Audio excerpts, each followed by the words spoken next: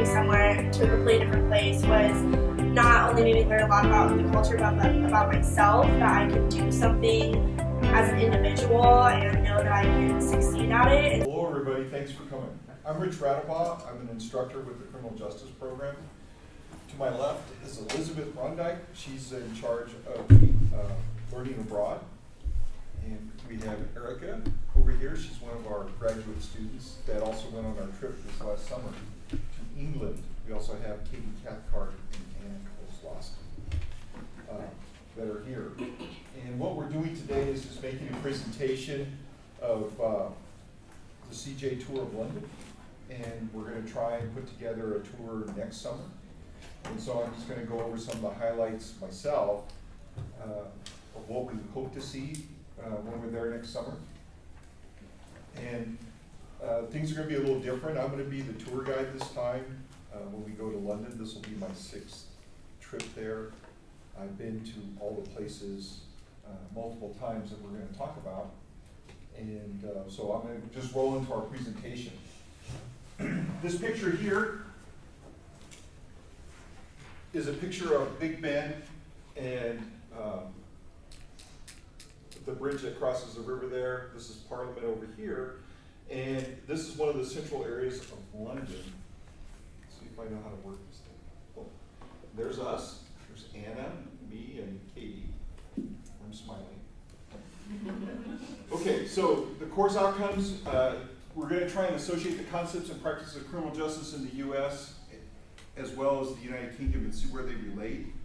For those that have been in my class, you know that most of our law comes from England, and especially our concept of common law, the use of jury trials, which is unique to English-speaking countries. Most foreign countries don't have jury trials. I think it's insane that you put lay people on a jury. But it's an English system that was actually created by William the Conqueror in 1066. And so when he conquered England, he brought his sense of justice with him, which was a trial by jury of your peers.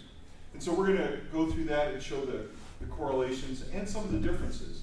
When we were there the last time, we met with an inspector from Scotland Yard, and he was surprised at how thorough our search warrants have to be. We have to specify the exact location to be searched and the item we're searching for. So if I say we're going to search 125 Jones Street for a 5-diamond ring, a ring that contains 5 diamonds, and I have to have a description of it, that's what we search for. There they don't have a constitution like us, and so they get writs of assistance. So if I'm going to search stuff belonging to Elizabeth because she's a criminal, I search her house, then I can search her boyfriend's house, then I can search her mother's house. If her mother owns a shed down the street, I can search that too. And so there's some differences as well. That was common when we became a country, and that's why they outlawed writs of assistance. They're actually specified in the Constitution that we don't have writs of assistance because they didn't like the English way of searching things. But so we're going to apply all that knowledge and do this comparison and kind of put it in a global context so you understand how we relate to the rest of the world. So let's go into that. When we get there, we're going to travel by inside. When we get to London and we get to our hotel, our main form of transportation will be the Tube, which is an underground subway system. Has anyone been to London before? Okay, so you know about the Tube, right? Really good way to travel. We're going to have an Oyster card. Not only can you ride the underground subways, but you can also ride the buses and the water taxis, because Thames River runs through the center of London, and they have water taxis that you can ride up and down on too. And so the card will be good for all 3 forms of transportation while we're there. We'll travel in groups though. We'll all board the Tube at the same time with the Underground Railway and get off at the same places. We make sure no one gets lost. We exchange cell phone numbers so people can call me or I can call them and find out where they're at if we get separated. And this is the London Bridge and the Tower of London, or the Big Ben. This is Parliament over here. And this area down here is what they call the Royal Mall, which is behind here. And it's the Pall Mall. And a lot of demonstrations and marches and things like that occur. When we were there the last time, we got to see the Queen. She came up the mall. She was greeting the King and Queen of Spain. So it was just by accident that we happened to be there a day that we planned it, sorry. sorry.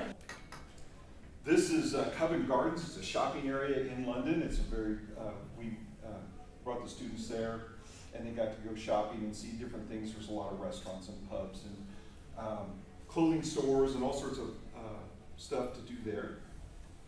It's world famous. It's enclosed inside. You can see it has that glass ceiling, but there's also shopping around the Covent Gardens. This is the Tower Bridge, and it's a famous bridge, and this is a walkway that you can walk across. It's all in glass. You can ride the elevator up and come across and look over the city of London. So we're going to try and do that. One of the things we're going to include this time is a trip to Notting Hill. We're going to be there over a weekend. Does anyone know what Notting Hill is? It's like a giant flea market. On Saturdays, they just line these streets with little tents, and it goes over a mile on both sides. And there's Piccadilly Circus. Maybe you've heard of it. There's a lot of theaters here. It's only less than a mile from Parliament. When we go to central London, everything will be in a very small area. So within a mile, mile and a half of walking distance, we can take in all the sights. This is the theater district. A lot of Broadway type plays are running there. In fact, quite a few. Katie went to a play. I went to a play. And then we took students to see Wicked. When we were there, we had a great time. And then this is the Old Bailey. In England, they have two sets of courthouses. The Old Bailey is just for criminal prosecutions, and then the Royal Courts of Justice are for civil. So if you're suing somebody, you're in a different courthouse than the Old Bailey. The students took a tour of the Old Bailey, and we'll be taking our students in there too. The courtrooms are kind of unusual. They're two-tiered. The gallery where people can watch a trial is above, and you look down into the courtroom. And that's the reason for that was that early on, this building is several hundreds of years old. People would crowd the gallery where you watch a trial occur, and if somebody was going to be given the death sentence, they would jump the rail, grab the guy, and rescue him, take him out. So now they separate the gallery from the floor, so you can't. There is no death penalty in England anymore, but that was the purpose of doing that. Because at one time they had over 200 crimes that you could commit that could be sentenced to death for. One of them was your third offense of stealing. So just being a thief, you would be sentenced to death. We're going to go to the Inns of Court. We went to the Inns the last time, but we only went to the outside of the building. And the Inns of Court are what we would call our bar association.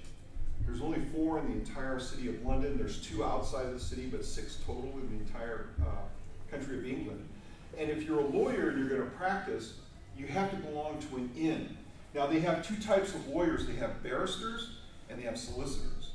Solicitors will be what we call transaction lawyers in this country, people that draft contracts, partnership agreements, that kind of thing, that look over paperwork, wills, trusts, things like that. That would be a transaction attorney. And actually, when you get into court, you're a trial attorney. So there you have to be a barrister to get into court. And only barristers can speak. So if you're a solicitor and your client wants to sue somebody else, you have to go hire a barrister to present your case in court. They wear robes, they wear these white wigs, and they're the ones that present the case, whether it be civil or criminal. Barristers do that, and only about 5% of all lawyers in England are barristers. Almost 90% or 95% are solicitors or transaction attorneys. And that ratio is about the same here with trial lawyers and transaction lawyers. Less than 10% of all lawyers are trial lawyers. And for those that don't know me, I'm a lawyer as well. I'm still licensed to practice law, but I sold my practice last year. So I've been, and we have Inns of the Court here in the United States. There's one here in Colorado Springs. And if you're a lawyer and you belong to the Inn of the Court, it's more of a fraternal organization here, where here it's a professional organization. And our Inn in the Court here is linked to the Lincoln Inn. They're named after people. And so the inn in London that I visited was the Lincoln Inn.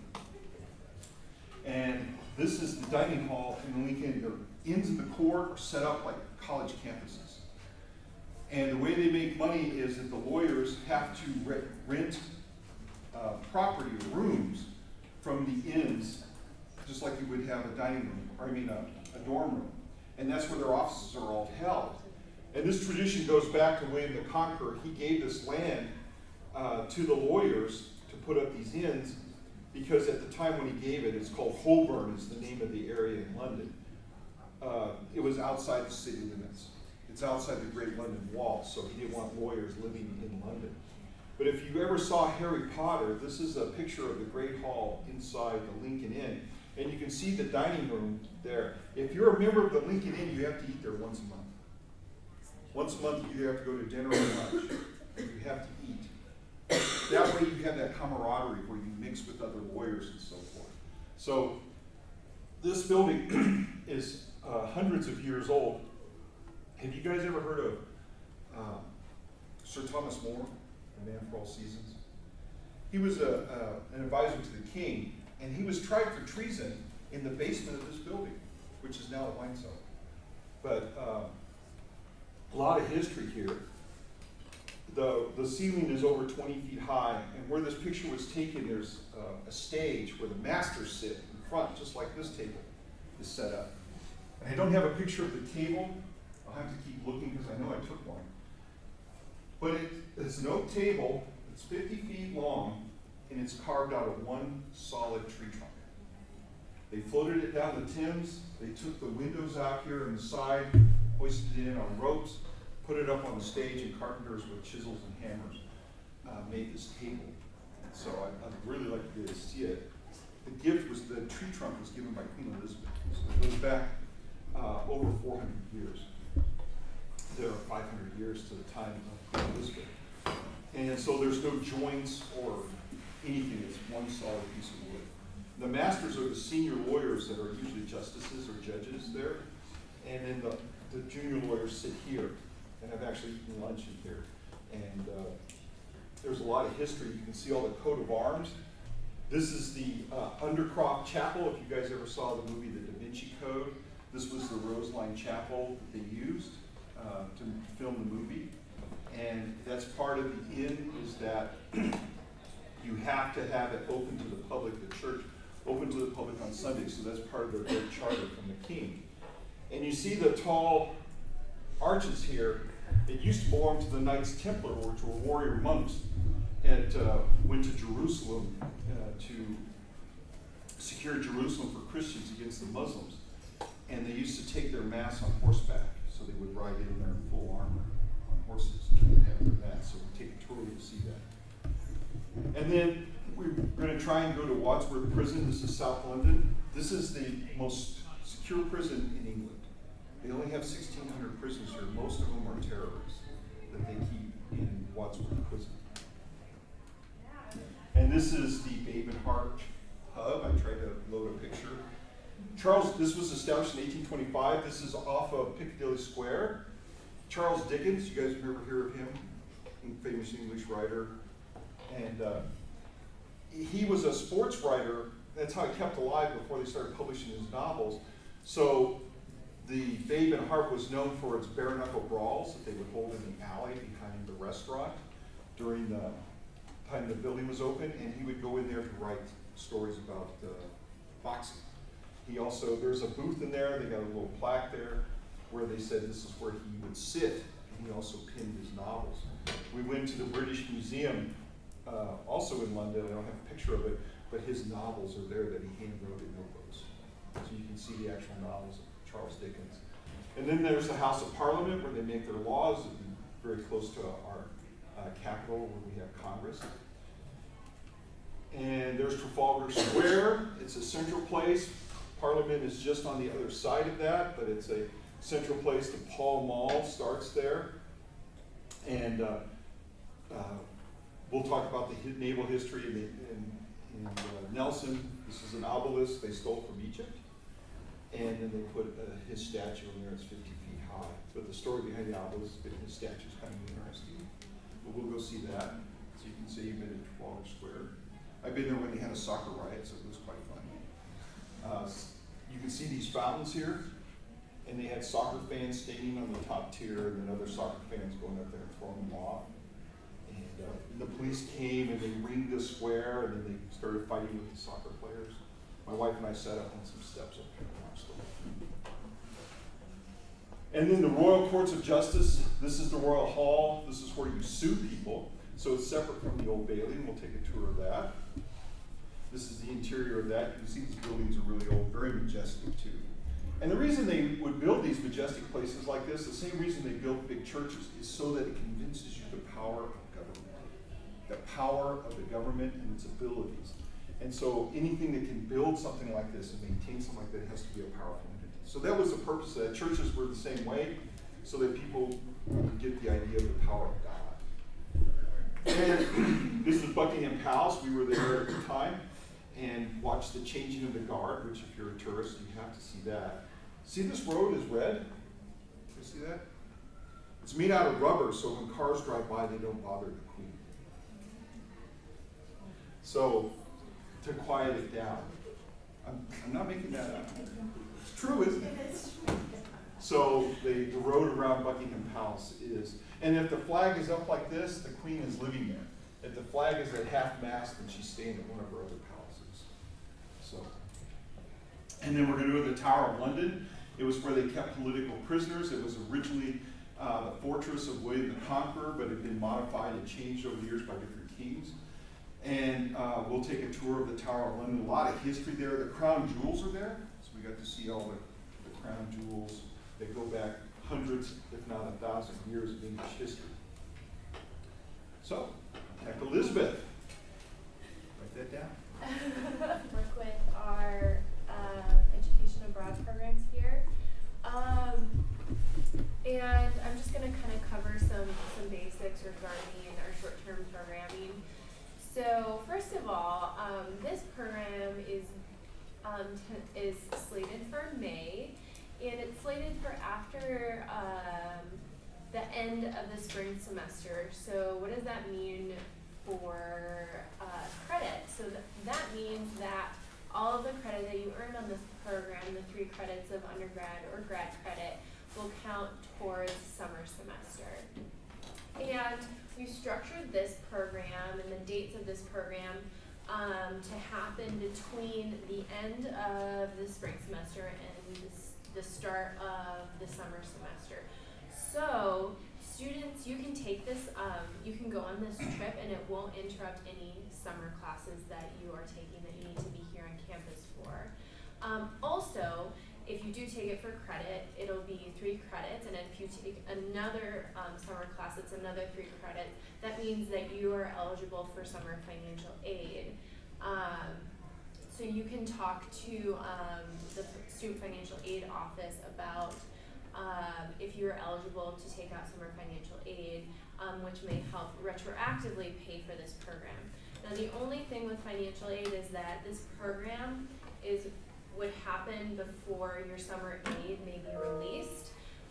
So you can use some of your spring aid to start paying for it, because obviously the program needs to be paid for before you go abroad. So you can use some of your spring aid for it, but you can end up requesting more financial aid for the summer to be released later to kind of help compensate for those funds that you would be putting towards this program. Does that make sense? Okay, good. We are now, where we are with kind of structuring this program is we're in the process of getting the logistics finalized, meaning accommodation and airfare.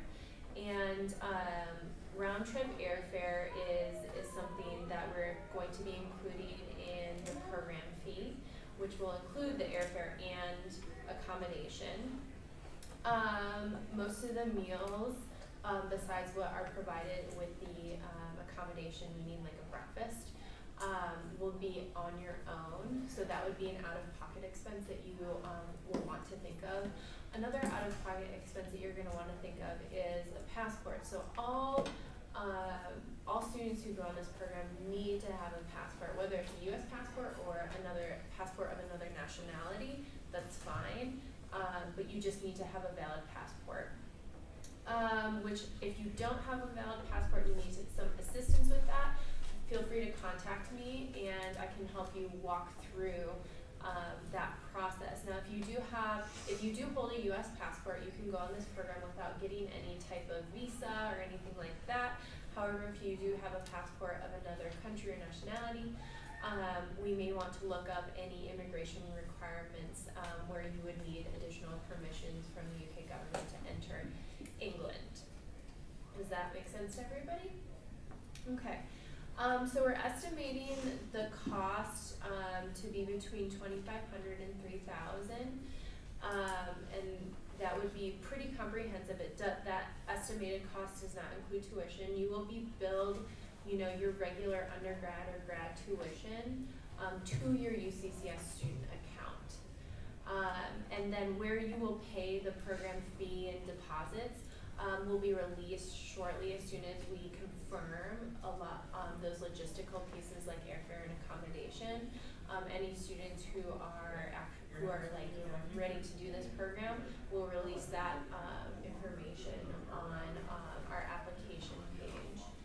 And I'm going to show you, if you just go to uccs.edu, and then you can search either for education abroad, and then you can just click on the first link. We have a portal here that holds all of our programming applications and information, and it's a search database. So you can just type in criminal justice there, and it's the STAR program, so it's titled Faculty Directed Criminal Justice and Human Trafficking in London.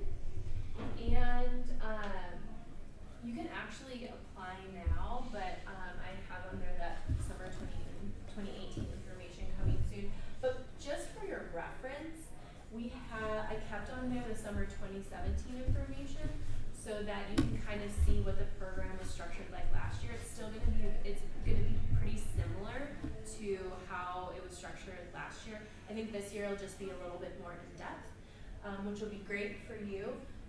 But most of the other information is pretty relevant, with the exception of the Notting Hill excursion. And then we have an estimated cost from last year and some other things on there. So you can just take a look at this so you can reference the summer 2017 information so you can see what it was like. But if you're like, yes, I'm going to do this program, this is I can't wait to get started, you can click the apply now button and start an application here, and it's going to ask you to set up a portal, and we're just going to grab some basic information from you through that. From that, you'll express your interest in the program, and then we can send you out some more detailed information, like where your program deposit and where you can go and where you are going to be paying those logistical fees to. Does that make sense to everybody? Okay. I'm trying to think. Everybody that will go will have a pre-departure orientation way far from now, sometime in the spring, where we do cover things like travel logistics, how to pack, expectations, health, safety, and security. We'll go over the communication plan, because I know Katie and Rich they all shared cell phone numbers and were able to communicate with all the students while they were abroad, in case you got lost and things like that. And then any other nuts and bolts. So it's pretty comprehensive. So you may not if you're thinking about, oh my gosh, we're going to pack, that kind of stuff, we'll worry about that later on. But if you have any logistical questions or payment questions, we'll be releasing those details probably within the next 2 weeks, as soon as we finalize all of that information. And I think you can also go on this program not for credit. Right, you don't have to seek credit. But also, I wanted to tell you, there's a couple things we found out over the course of this year. Like, for example, if you have GI Bill, or if you're, in military, you can use that towards your tuition for this program. So there's a lot of interesting things like that we've learned along the way. Yep.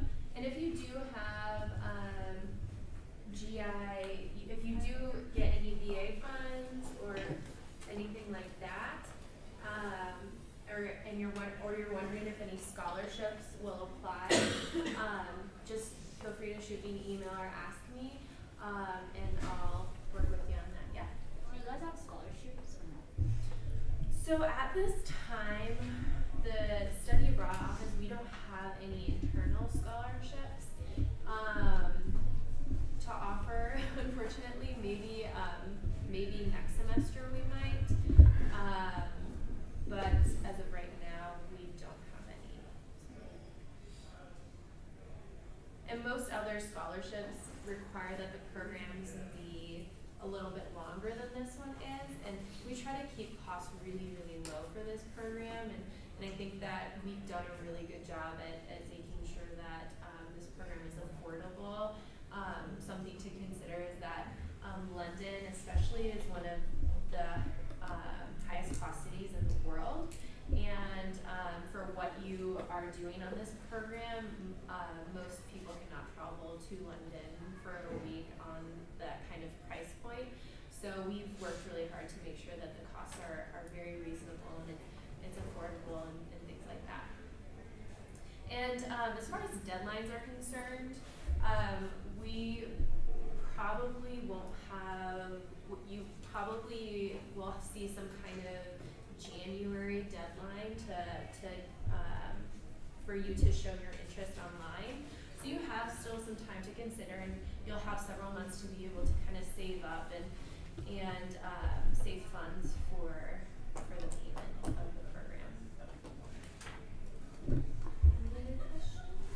Yeah. Yes, the dates indicate May the 14th through the 29th, and I noticed that we have an itinerary through the 22nd. Does that mean because what?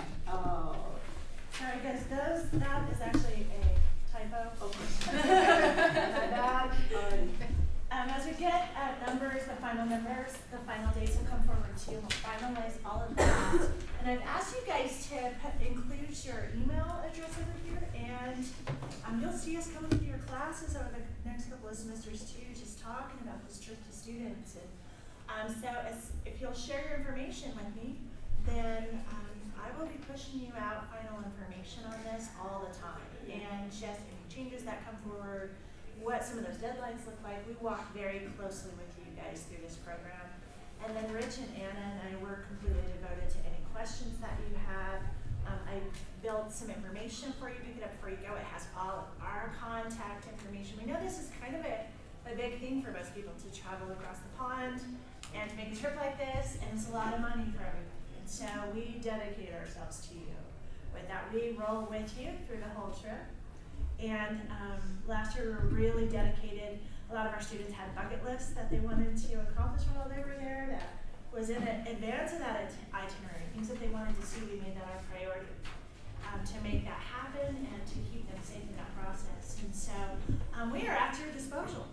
You can find us in the School of Public Affairs, right? We also invited a couple students that went with us last year to come and talk to you a little bit about their experience.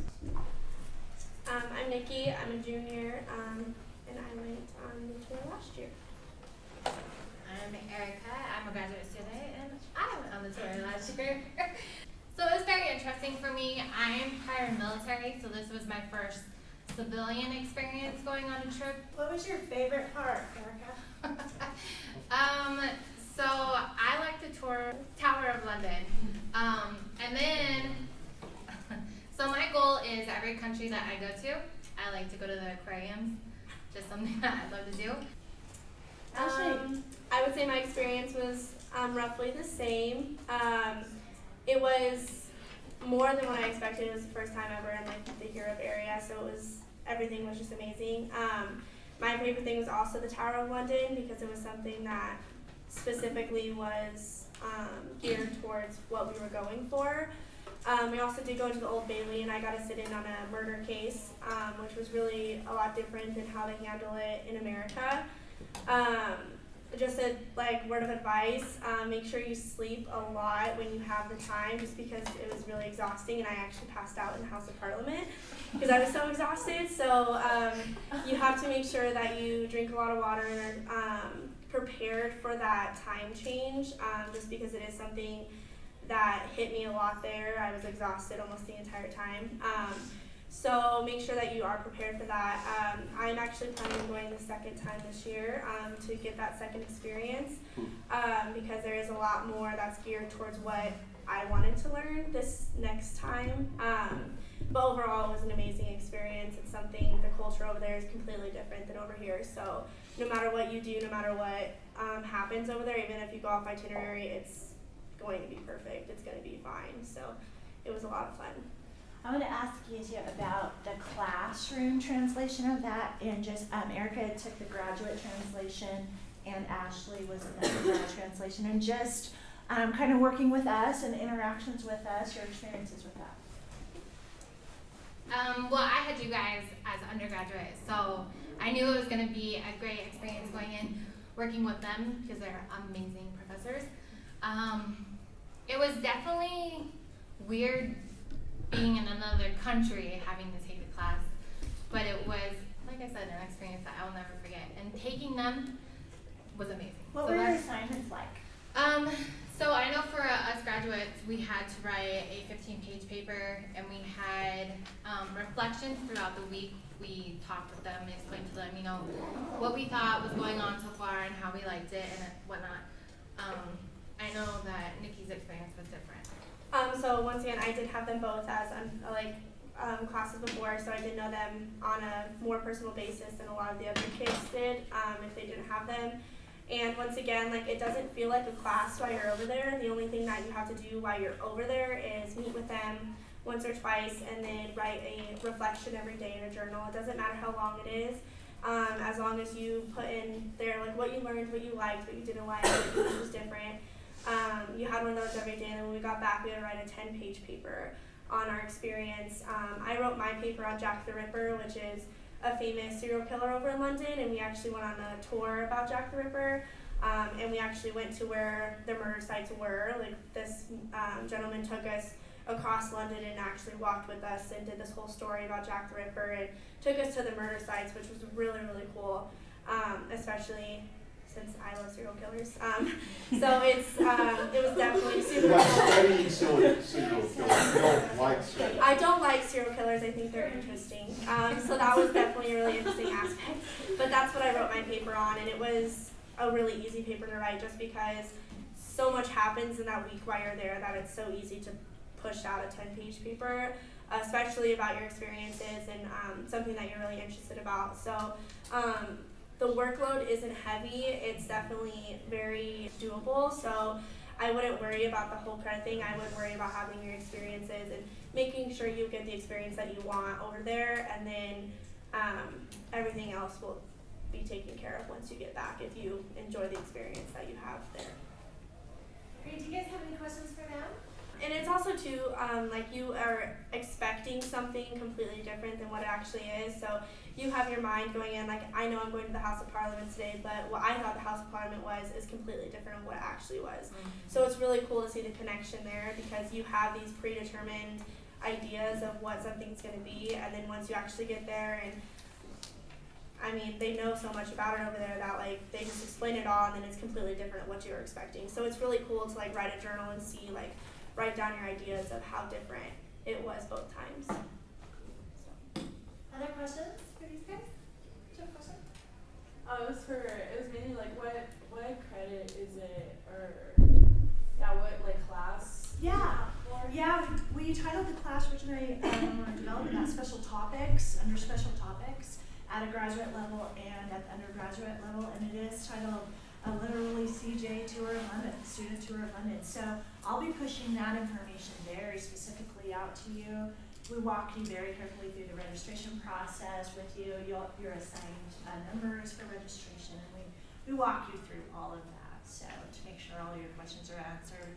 Last year we used a vendor called EF, and we had great experience with it, but we found out that we could do a little better. So we are going with a better vendor that brings the savings back to you a little bit. And it also allows Rich and Anna and I to design this program ourselves. And so we're digging deeper and expanding it, what they're talking about. I absolutely guarantee making there'll be no more choices. than 2 people to a room. Yeah. Yeah, we're not doing that Right. again, We're ever. reading upon what we learned last year. Yeah. Go ahead. I understand that older individuals have to pay an additional fee. Well, that's another limitation of the vendor that we used. Okay. And so this, going with the vendor that Elizabeth has brought to us, is your cost associated with the vendor are simply in the hotel and the airfare. Everything else is what we have designed in the context that we are bringing you to. And so there's no elevated cost translations like we experienced last year. Tipping, things like that, we've eliminated a lot of that. Because Rich has so much in-depth contact there, so does Anna, and so we just have opportunity to improve it and to just clarify those costs just to airfare and housing. Also, our hotel was a little bit farther than we wanted it to be last year in London, and so we have improved greatly upon that and are pulling you back into the city. So we've just made a lot of improvements, and we're going to improve every year, every time we learn something from this. And so I wanted to invite my colleague Anna Kozlowski. Some of you know Dr. Haas, right? She joined us also as a guide on this trip, so I'll just let her finish this up with some of her comments from last year. So I hope that you're interested in the trip. I was in your shoes many, many moons ago. You may not know, but I was a first generation college student myself. And so when I was an undergrad, I really wanted to study abroad, but it didn't seem feasible. But because I used the resources on the campus that I was at, financial aid, that I was able to go abroad.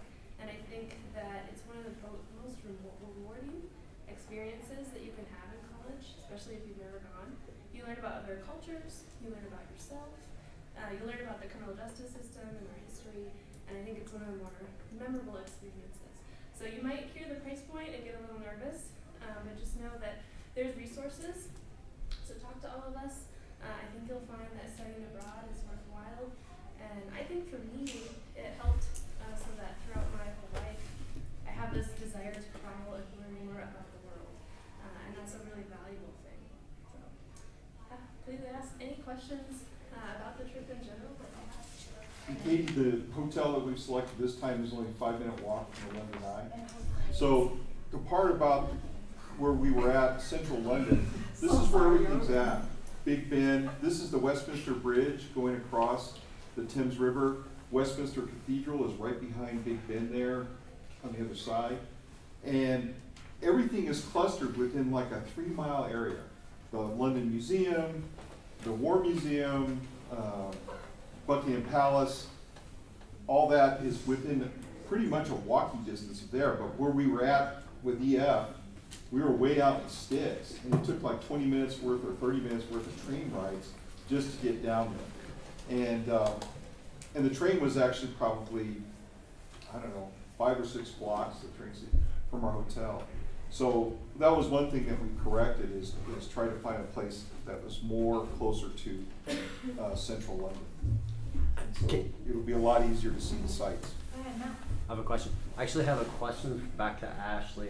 And I took a study abroad course when I was in undergrad. It was a literature course, so I went all around England. And I think it actually changed my life. So, Ashley, can you just talk about the experience of sort of preparing for it and just touching ground in a different country? Well, I was really nervous because I have really bad flight anxiety, so the flight over there was a little tough, but it was totally worth it. We got off the plane and we went straight into doing stuff, so that was a little hard, but overall, like, it has opened up this travel bug in me where no matter, like, I want to spend all my money and my time traveling and like learning all these experiences, and just being there for a week and really opened up my eyes to a completely different side of the world. Like, our tour guide never has learned how to drive, and over here we are totally reliant on driving and taking ourselves to our own places, and they take a public transportation everywhere. Like, they don't even know how to drive over there.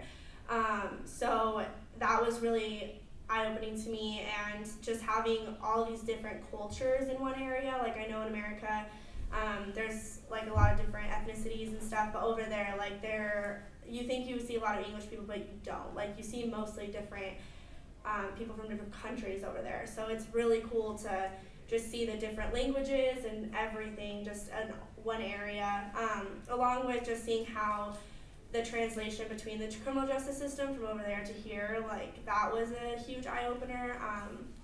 But just being with a group of people I've never met my entire life, going somewhere to a completely different place was not only made me learn a lot about the culture, but about myself, that I can do something as an individual and know that I can succeed at it. And so that was really, really cool to just be able to learn a lot about myself over there. So I really think it's not just a trip to London, it's definitely a self-evaluation trip and about your career and everything that you want to go forward. It's really important to like evaluate not only yourself, but like where you want to go with your career, because it was really, really cool. And it's definitely, they give you an opportunity, like there is so much free time that no matter what you want to do, like you'll be able to go do it. They give you that time. Like it is really CJ based, but I mean, we had so much free time that there was some girl that took a 2-hour train ride to go see the place where the Beatles were. So like they give you that free time, and so it's not just a class, it's a completely different experience you will never be able to have. So If anyone hasn't traveled internationally, just to let you know, I don't get on the plane until everybody's on. Yeah. No one is left behind. You never have to, I will be there when you collect your luggage. I will be there when you get on the plane. I do not get on the plane until every student is on the plane.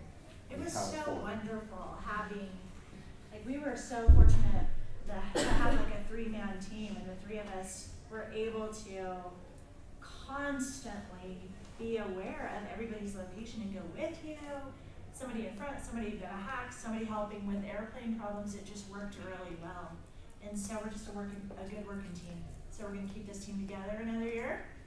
Guys, I definitely want to encourage you to make sure that I have your contact information, because as these things are released, how do you sign up for this? How much is the deposit? When do I have to pay it by? All of those details, probably on a monthly basis, probably bi-monthly until we get everything really final between now and December. I'll be pushing out emails like that. Like, here is what this looks like, and here's how to do it if you're interested. Here's some deadlines. So please make sure I have your information. Are there any other questions?